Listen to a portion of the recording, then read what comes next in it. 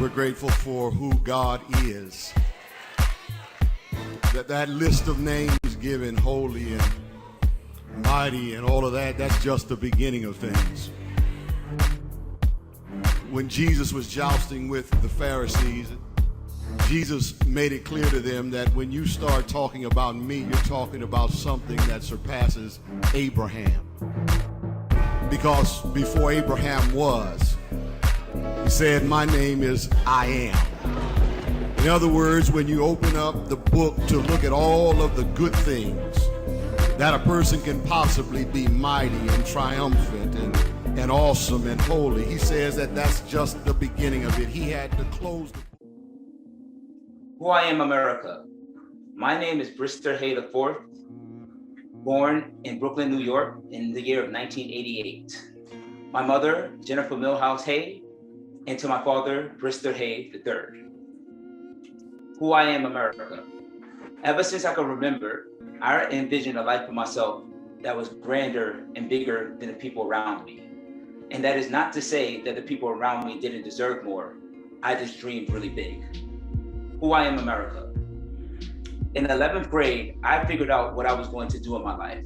I was going to be the most famous Black opera singer to ever live. Who I am, America. That drove me all the way to my higher education. I took my undergraduate studies at SUNY Purchase College, and I did my master's studies at Binghamton University, all in classical music. Now, I know what you're thinking. Who are we standing in front of? But the foundations that set this path is unlike anything that you would think. I'm gonna rewind. Who I am, America.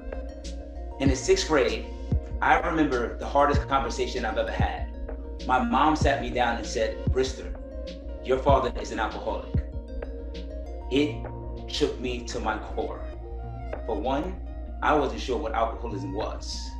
For two, I just knew that he was a different person than the person I was growing up with for the first 10 years of my life. It hurt. But I had a mom that sustained our home, and she made sure that we was always safe. I had a brother who was my best friend, and in moments when it was the weakest of us, we had each other.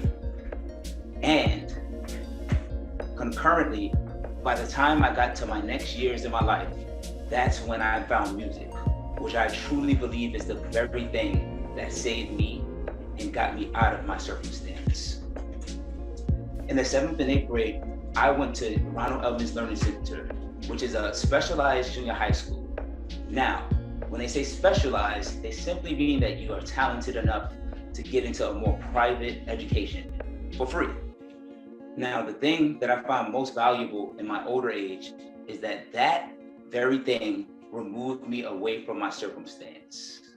I'll back up again. Who I am, America. Because I grew up in Bed-Stuy in the 90s, you can imagine I saw a lot of gangs. I saw a lot of violence. And the first thing that removed me from that environment was music. And to this day, I'm forever grateful for the opportunity to expand and learn something different. Who I am, America. From the junior high school years at Ronald Elman Learning Center, it drove me and took me to my high school years at the Professional Performing Arts School, where I found one of the biggest influences of my life, Miss Chantel Wright. Now, why she was much of an influence? She was the first person to tell me that, BRISTER, you are not where you came from. You are where you want to go. She challenged me to think differently, to be different, and truly figure out who I am and own it. Now, remember, at the same time, concurrently, my dad was still in my home dealing with alcoholism. I remember walking in home sometimes and having physical fights with him. I remember being screamed at. I remember being minimized. But I also remember the very thing that saved me, which was music, and at that time, God. I'm forever grateful for those opportunities and that community that was built by my mentor, Chantel Wright, because it allowed me to be able to hug people when I needed to be held the most. And what it did is give me experiences that showed me that the world is bigger and so much beyond the Brooklyn bubble.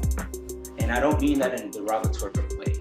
The Brooklyn bubble is just as similar as the Baltimore bubble or as the Canadian bubble.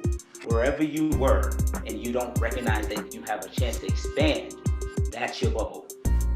Music, and right, my family and friends gave me an opportunity to burst my bubble.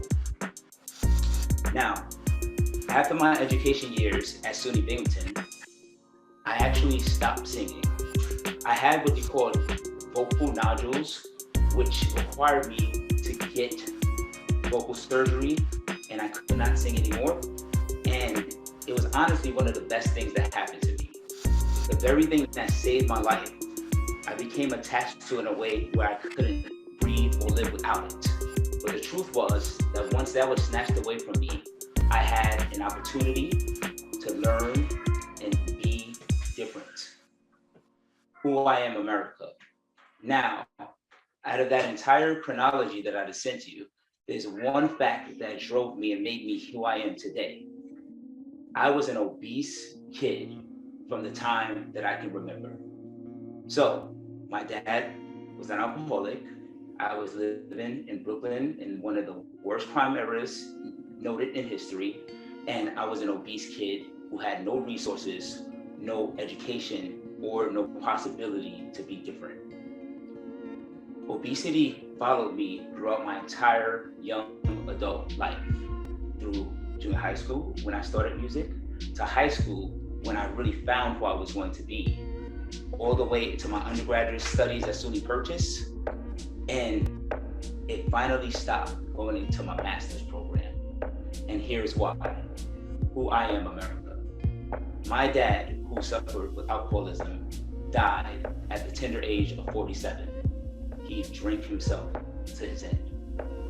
When he passed away during going into my senior year in college, I wasn't sure how I felt about it. I knew that we made amends. I knew that I loved him, but I also didn't know what was coming next. Everything that I saw him do, my behavior began to pattern a part of my grief. I thought I was just living, being a college student.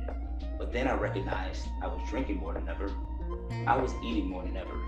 And I blew up to 300 pounds at my size. Now I bet you're wondering, how did this all connect? Well, it does. I was a broke kid living in poverty in a trauma-ridden environment. And I became exactly the thing that I wanted to fight against. After that study, that final year in my undergrad study, after we buried my dad, my brother and I looked at ourselves and we said, can we be different? And we chose to be different. It was the first time I exercised in that summer of 2010, and we lost 100 pounds. I lost 100 pounds in year one. Why is this important? Because when I stopped singing and I couldn't sing anymore, I found fitness. Fitness allowed me to express myself, express my body, and finally change the generational curses that was against me my entire life. What I appreciate the most about the transition from music to fitness was the calling that it did from my inner being. Where singing was my passion and it's something I really enjoyed, it wasn't necessarily who I was. Who I am is one of service. Who I am is one to help. And I couldn't quite find that niche as a singer. As a singer, I had to worry about how I sang. I had to worry about how people perceive me, but not necessarily what I was doing to serve people.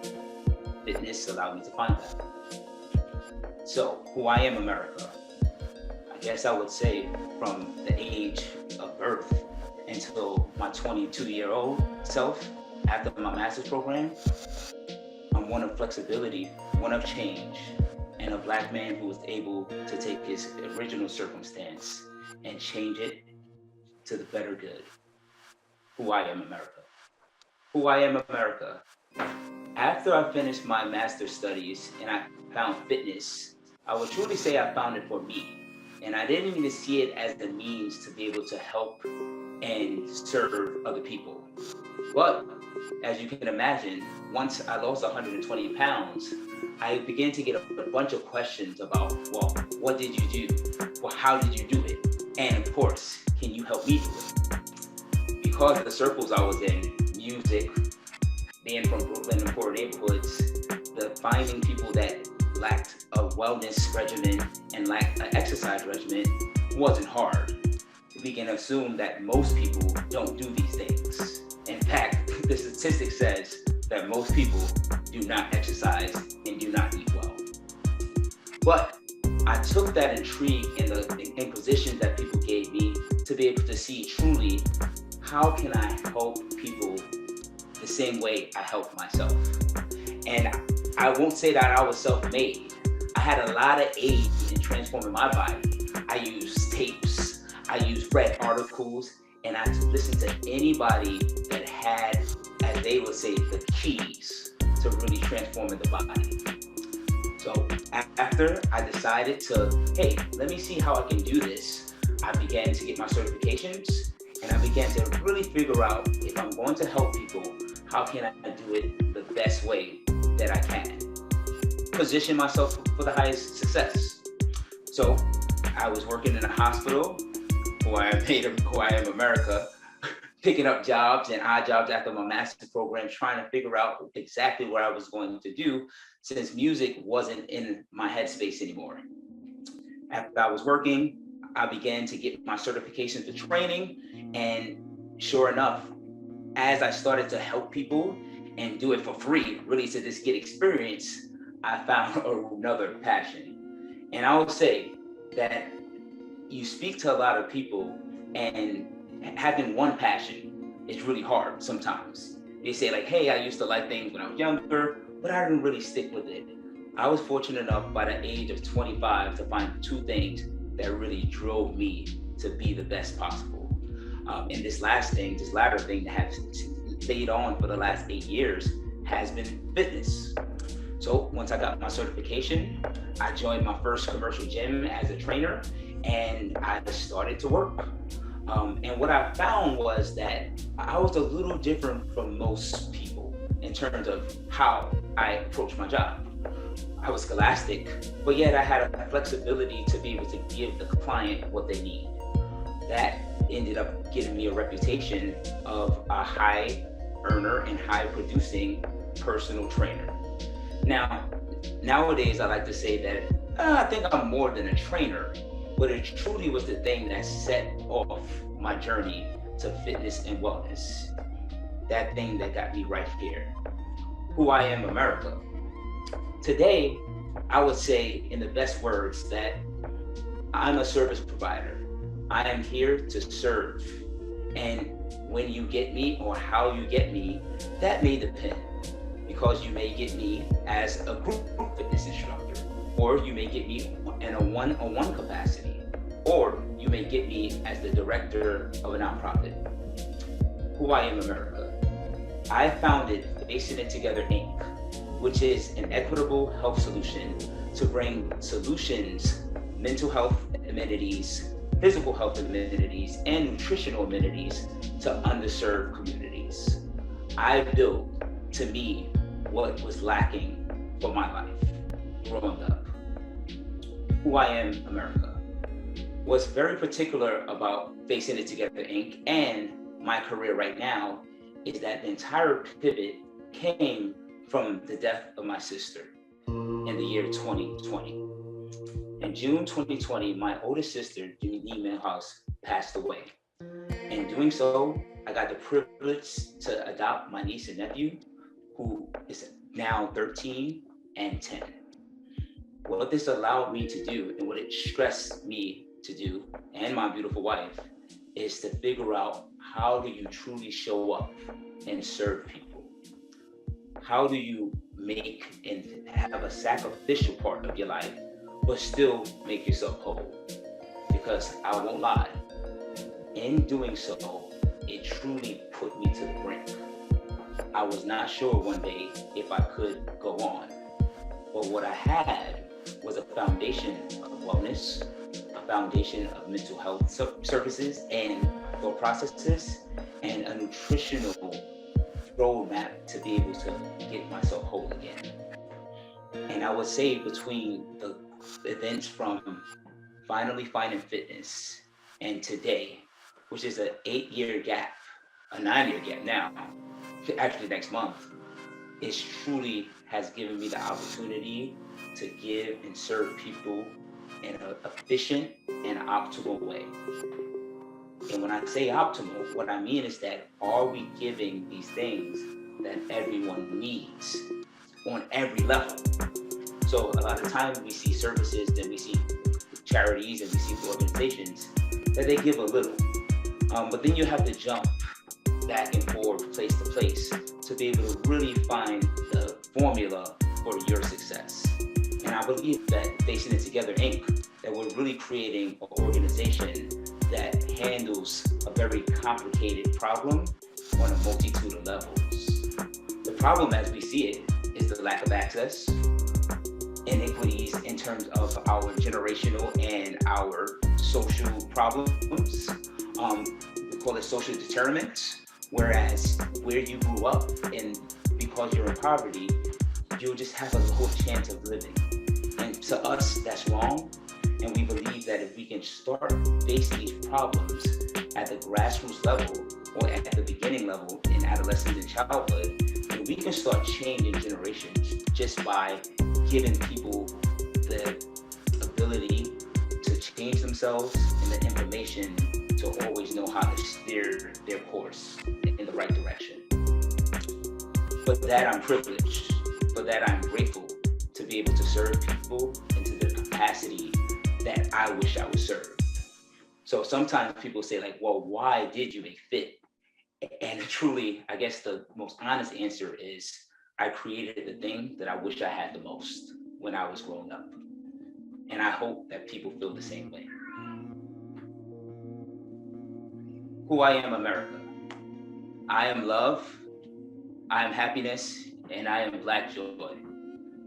I am privileged to be able to walk every day in life with the vision and the mission to be able to serve our Black and brown people through health and wellness services. If you find fit to be able to find us, our organization, and help and kind of root us on, please follow us on Instagram at Facing It Together Inc. We know that we won't disappoint. And above all, if you know that you have something and you can do something to save or change a life, I'm asking you today, please do it. My name is BRISTER Hay IV, and I am made